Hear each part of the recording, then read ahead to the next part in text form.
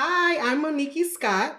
Hey, and this is your girl, Felina B. Flossin. Thank you for joining us as we support and encourage women in their five-star living journey. Today, we get to shine the five-star spotlight on Fatima Oliver, author of Prescription is in the Dirt. Yay! And in this book, Fatima shares her experiences of living with the trauma from physical and sexual abuse, the loss of a child, abandonment issues, and horrible decision making, which led to anxiety and depression. But she found courage to change her life and discovered that it is truly possible to heal from the unforgivable. Welcome to our show, Fatima. Yes, welcome, Fatima. So, in a few moments, we will talk more Thank about your journey. But first, let's talk five-star. Okay. When you hear the words five-star living, what does that mean in your world? Well, in my world, five-star living really makes me think about personal success. And so, in that, for me, I believe that my personal success, when I look at that, it encompasses first and foremost being unashamed of my story, being unashamed of the life that I live and those horrible decisions. And I'm using it as a platform for growth. I also look at personal success as maturing in my walk in my faith. I'm a Christian, so maturing in my walk with Christ and being able to actually see the growth within myself, not necessarily being where I want to be, but definitely not where I used to be, and actually can be proud of that. I would also say that my personal, the five-star lifestyle or personal success would involve my children and them being able to look at me and be proud and know a good amount of my background, how I grew up, the things that I did not have, mental, emotionally, and they still are so proud of me. That means so much to me to see, to know that they're proud of me, support me freely, and not I don't have to feel like I'm manipulating him to support me. But even if it's something that he doesn't necessarily agree with, that he knows my heart and he knows my dreams and my compassion and what's dear to my heart, and that God is the center, and in that he can give me full on support. Lastly, I would say my ability to make difficult decisions and to have difficult conversations in a loving way. It takes a certain level of maturity to be able to sit down with someone who has hurt you in such an extreme way and be able to articulate that hurt and to articulate it without necessarily waiting for something to be returned, but being able to say, this was a situation, this is how it impacted my life, but being able to leave it there and release the pain associated with it. Wow, that was beautifully stated, Fatima. Yeah. Absolutely. And what would you say are some of the things that you do to balance out your life? For me, especially with everything that I've been through in my life, mental health for me is the pinnacle. It is the critical element in balancing my life. There were many years that I went without even knowing that I was should have been diagnosed with clinical depression. So it is critical for me to make sure that mentally that I'm doing everything possible to stay on top of my mindset, seeking, going to therapy regularly, something that I shied away from. But now I'm very proud to say I sit on the couch and taking my medicine, but also finding alternative ways. For me, I love to exercise, to run, or at least to jog. And I even just got done doing my first half marathon. So for me, that's another way to get out frustration and to have organic healing. So I definitely am a proponent on exercising to get out those stresses and those frustrations, but also definitely meant to have in some place where you can speak about what's truly going on your heart. Absolutely. Wow. You are Definitely, definitely an amazing woman. And thank you so much for giving our listeners a little insight on how you're doing all you can to live a 5-star life. Now, let's get to your journey, Fatima. I have to start here. The prescription is in the dirt. What what is the story behind this title?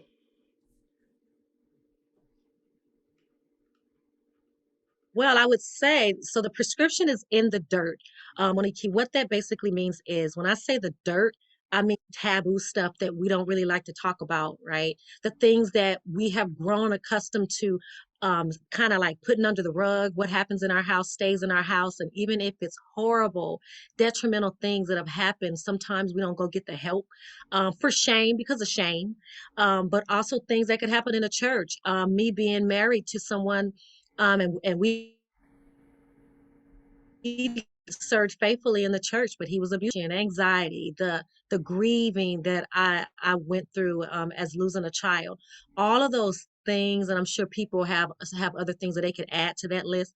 But those type of situations, those type of events can is the dirt, and if we're not careful, like dirt, it can bury us, and on the inside of us we would be like walking zombies, just dead on the inside, and being functioning it, with life, functioning in life, but not to our same time. If you allow God to get in the middle of that dirt and turn it like soil and go deep, deep, deep down where that pain is at, and to determine what is really going on, then he can also use that dirt to make something beautiful come out of it. So the dirt can be looked at in two different ways. It all depends on where you are in your life and if you are ready to face the truth of your life and where you want to go from there. And so that's what the basis of the title is. um, I'm so grateful that God allowed a guest speaker came to speak. Taryn Wells, I don't know if you know who he is, but he's a Christian artist. And he spoke for the first time at my church. And he threw that out as a little nugget and said, whoever that is for, you can use it. I don't know who that's for. And I was like, thank you very much. That's for me. But it fit my life.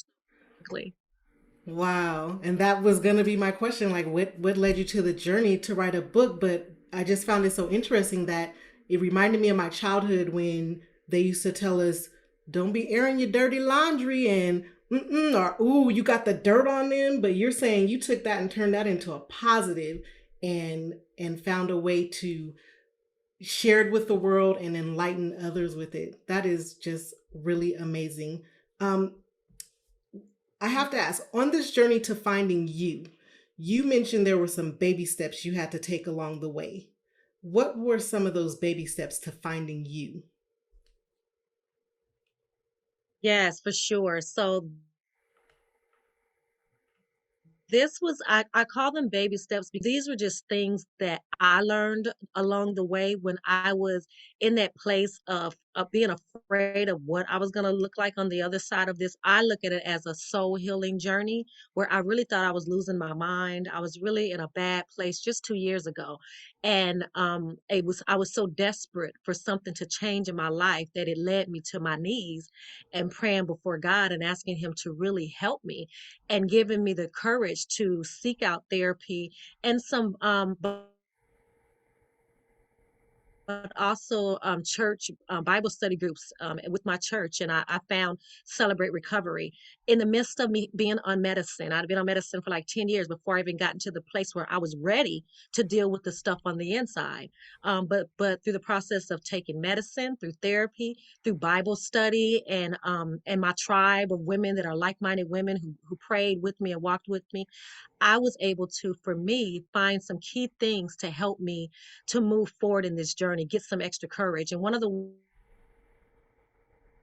one was having a safe place to fall. I mentioned my tribe. Without them, I would not have went through the doors of therapy. It just wouldn't have happened.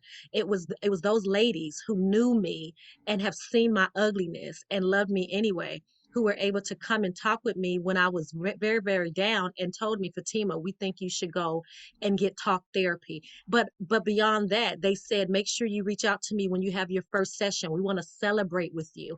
And so that was critical for me having the courage to walk through the doors. So everybody needs a safe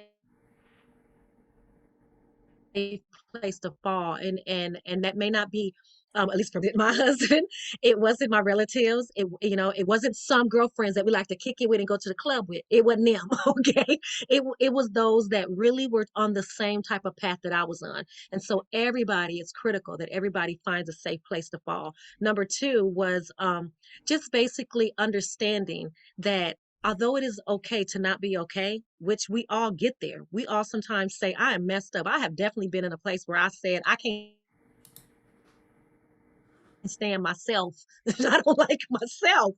And so being able to okay to not be okay, but it is never okay to just remain in that state. It's a disservice to you.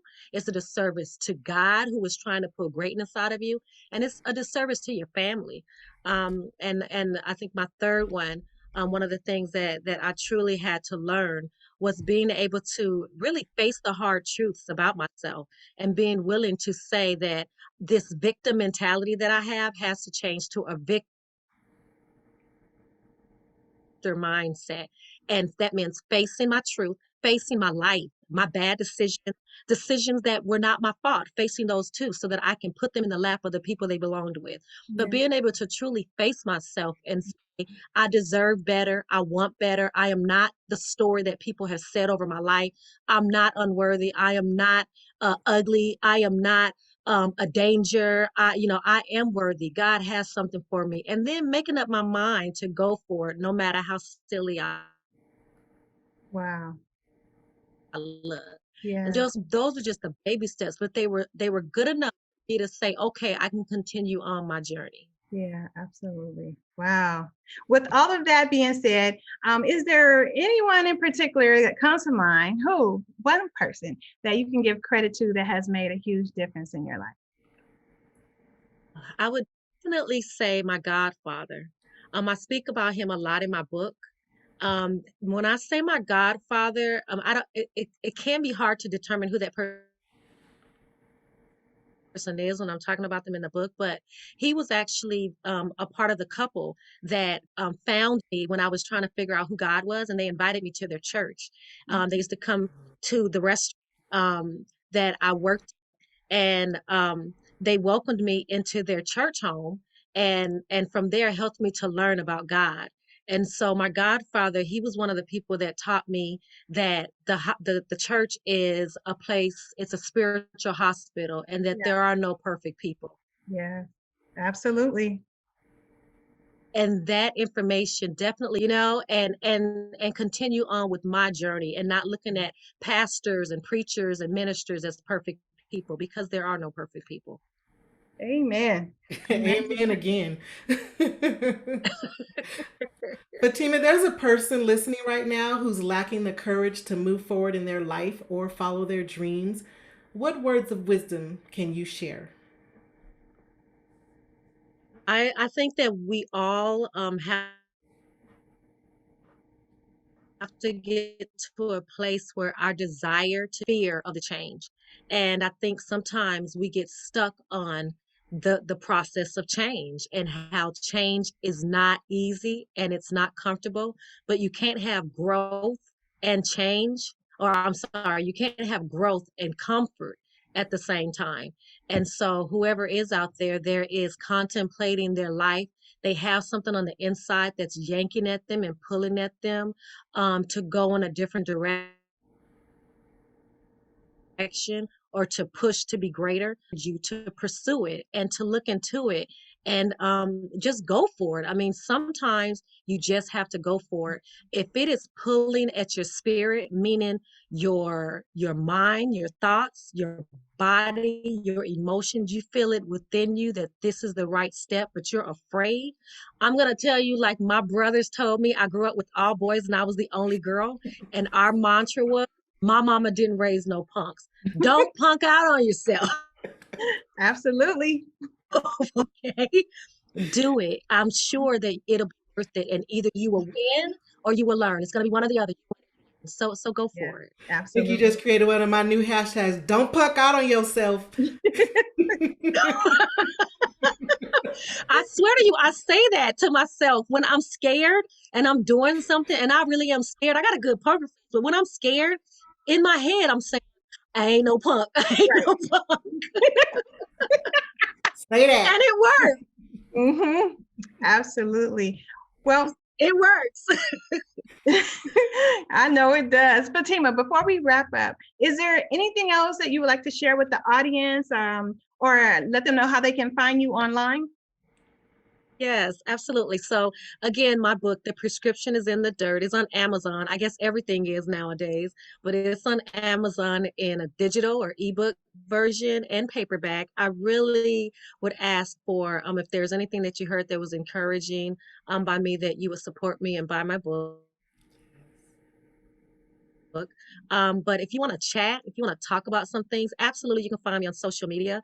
Facebook, it's Fatima C. Oliver. Instagram, Fatima C. Oliver 1975, and LinkedIn, Fatima Oliver. But also, I have a website, and it is www.fatimac.com. And everything that I've discussed is pretty much there, as well as other interviews and just a little bit more insight on who I am as a person. Absolutely. Thank you so much, Fatima. We want to thank you for listening to us and joining us on this 5-star day. We believe in you. We Thank believe you. that you are going to have a more 5-star life starting right now. And we know that you could have been anywhere else, but you chose to be right here with us. So for that, we thank you. We look forward to seeing you on Facebook at 5-Star Living Show and joining the 5-Star Show Inner Circle. Remember to laugh more and love more while taking care of your mind, body, and soul. Yes, the 5-Star Show is sponsored in part by Flossie Flicks Photography, Monickie.com, Flossie Locks, and Meditate with Mo. Until next time, keep 5-star living. And show us some love by subscribing on YouTube. We'll see you next time.